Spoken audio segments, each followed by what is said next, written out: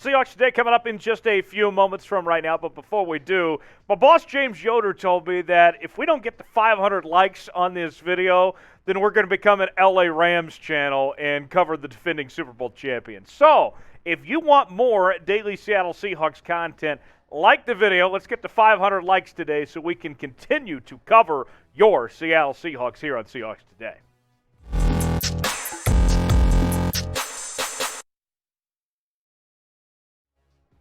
Welcome in to Seahawks Today. Tyler Jones here with you. Appreciate you joining us. On today's show, we are looking at free agent targets for the Seahawks after the post-June 1 cuts.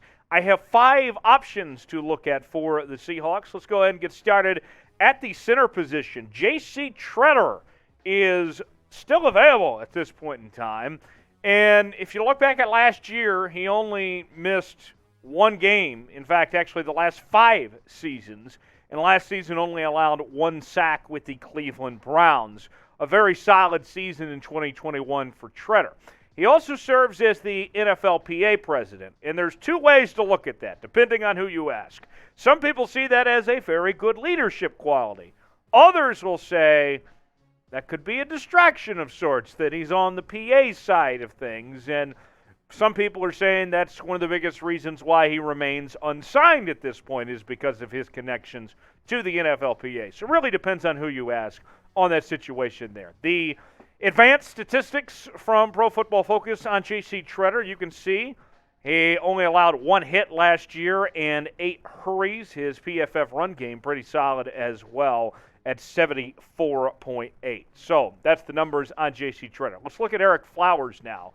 An offensive tackle and offensive guard. Obviously, the Seahawks, with their draft picks at the offensive tackle spot, more so need a guard, and I think that's what they would be looking for in Flowers. Nonetheless, though, he would provide flexibility playing either position. Previously played for Washington, Miami, Jacksonville, and the New York Football Giants. And with Gabe Jackson possibly being cut after the offseason surgery that he had, Ereck Flowers could be a natural replacement for Gabe Jackson if the Seahawks do decide to move on. The PFF numbers on Flowers, run grade at 67.5, pass blocking a lot better than his run blocking number at 78.1 compared to 64.4. Did allow 6 sacks last year, though, so not ideal on that front. Got some more names to get to, but before we do, I want to hear from you guys in the comments section. Name a player you think the Seahawks should sign in free agency as they near cutting down this roster and try to put this all in place before the season begins. Is there a name that comes to mind who you think they should sign? Let us know in the comments section below one name who you think the Seahawks should consider here in free agency. A popular name is Ndamukong Suh, arguably the best player on this list. I know Suh's older and a future Hall of Famer, but he's still playing relatively well at this point in his career, coming off back-to-back 6-sack seasons, and the Seahawks do have a need for another defensive tackle to play alongside Poona Ford. He also has connections to the Northwest, a native of Portland, Oregon, but hasn't been in the area since high school. He played his college ball at Nebraska, much to the chagrin of producer Samuel. And he, of course, has gone on to have a really good NFL career at this point in time. But with Ndamukong Suh, I think the concern is going to be the money factor. Obviously, the Seahawks don't have a whole lot of cap space. Ndamukong Suh, his price tag could be too high, could be out of their range for what he could demand. If you recall, a few years ago, Ndamukong Suh almost signed with the Seahawks. So there is a prior relationship of years past. But we'll see what happens ultimately if they could work out a hometown discount of sorts for Ndamukong Suh if they can get him back to the Pacific Northwest. Today's show, we are offering a great deal for our Seahawks Today viewers. It is a hat and T-shirt combo.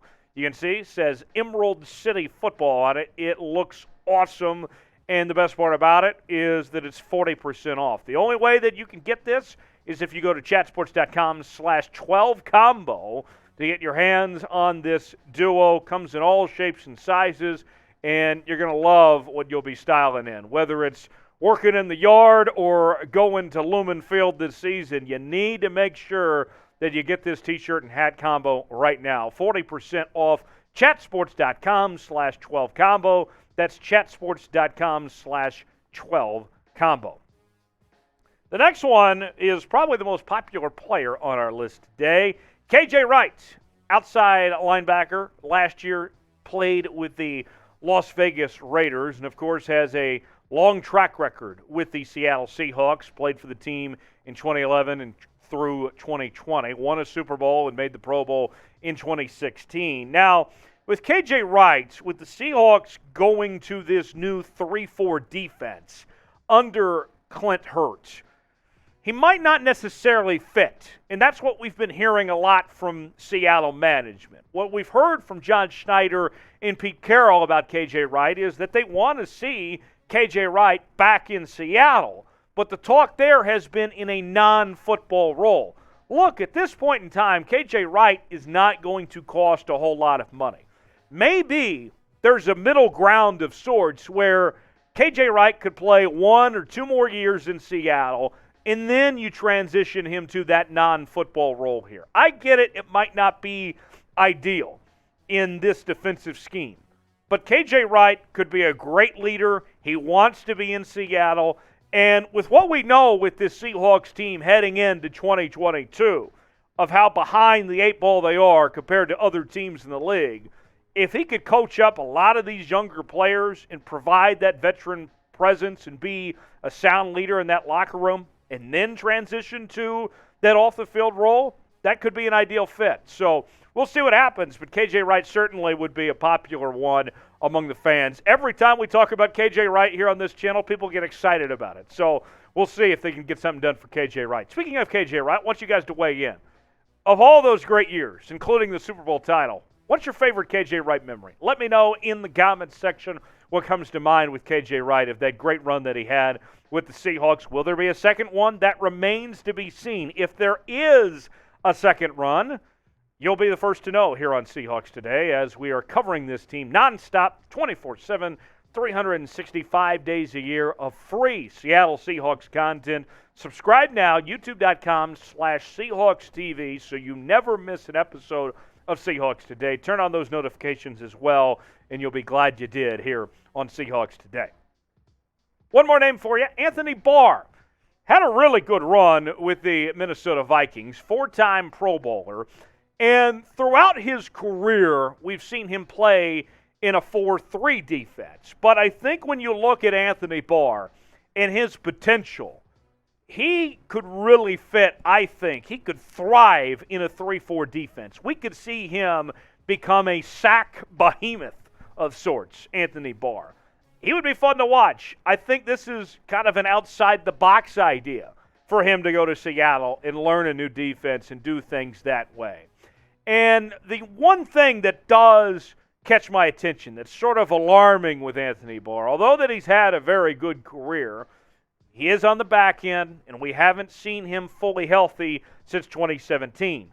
That's a long time. So, essentially, you have to bet on, if you're going to get Anthony Barr, that you're likely not going to have him for the full season. That something will come up, something will happen in that regard. So something to think about there with Anthony Barr. I like Anthony Barr, but you can't count on him necessarily to be available for the full season. But he could be a good find there, and I think he would thrive in the 3-4 personally.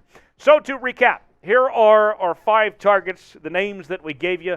JC Tretter, Ereck Flowers, Ndamukong Suh, Anthony Barr, and KJ Wright are the 5 names.